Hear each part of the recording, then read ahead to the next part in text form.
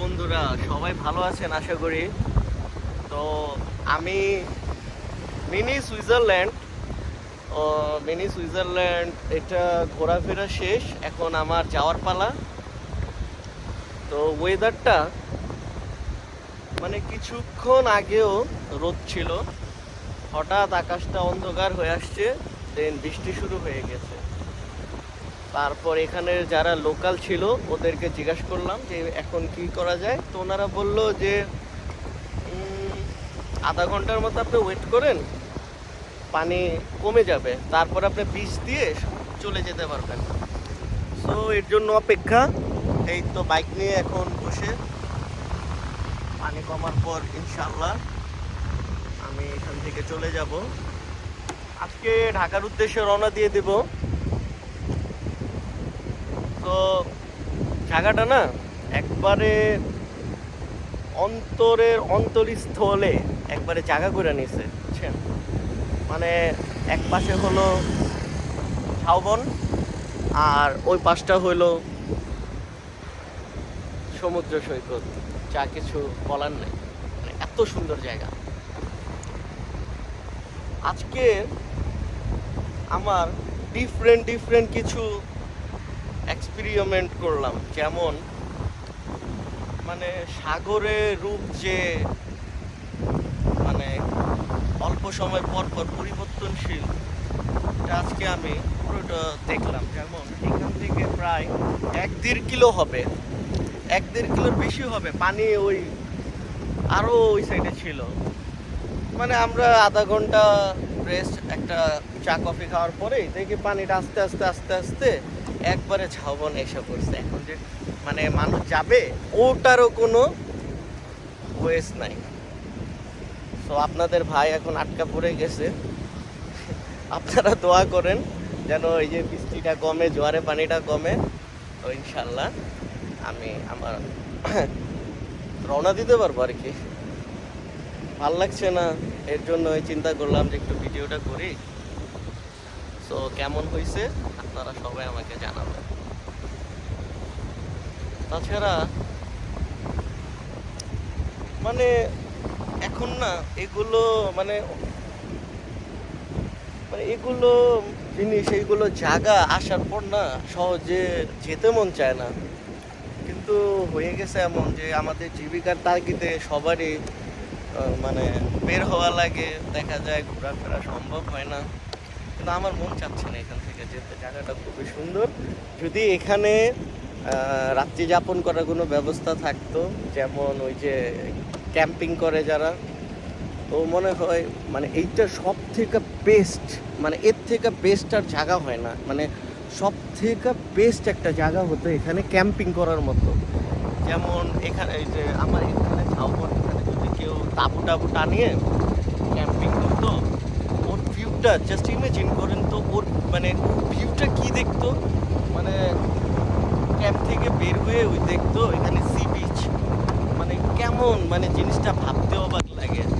আমরা অ্যাকচুয়ালি কি আমাদের টাকা পয়সা হয়ে গেলে আমরা দেশের বাইরে যাওয়ার চেষ্টা করি সবাই। যেমন একটু বিত্তশালী যারা, ওরা চিন্তা করে থাইল্যান্ড, মালদ্বীপ, বার্লি, শ্রীলঙ্কা এইসব ট্যুর দেওয়ার চেষ্টা করি। বাট আমাদের দেশে ধরেন এই যে এই জায়গা আছে, বান্দরবন আছে, তারপর আপনার ম্যারিঞ্জা ভ্যালি আছে, তারপর আপনার সাজেক ভ্যালি আছে, মানে এইগুলোতে ঘোরার মানে অসংখ্য প্লেস আছে, অসংখ্য প্লেস। সো আমি সবাইকে বলি যে আপনাদের দেশটা না অনেক সুন্দর, অনেক সুন্দর, শুধু আমরা রিপ্রেজেন্ট করতে পারতেছি না। শুধু আমরা ওই কক্স নিয়ে পড়ে আছি, মানে যে কোনো একটা ফেমাস স্পট হইলে আমরা ওইটা নিয়ে পড়ে আছি। কিন্তু আমাদের দেশটা যদি ঘোরা যায় না, বিশ্বাস করেন আপনি কি থাইল্যান্ড, কি মানে মালদ্বীপ, আপনার ওর থেকে অনেক অনেক চিপ অ্যান্ড বেস্টে ঘুরতে পারবেন, আর ভিউ তো 100 পাবেন। মানে দেখেন, যেমন এই জায়গাটা আমি আসার আগ পর্যন্ত আমি জানতাম না এই জায়গাটাতে এত সুন্দর।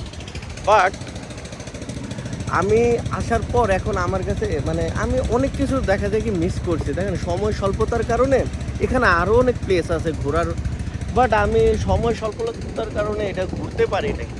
কিন্তু নেক্সটে যদি আপনার এই ভাই আসে তাহলে ইনশাল্লাহ আমি ট্রাই করবো পুরোটা ঘুরে দেখার জন্য। আর দ্বিতীয় কথা হলো আমাদের দেশটা ঘুরেন, আমাদের দেশটা আসলে অনেক সুন্দর।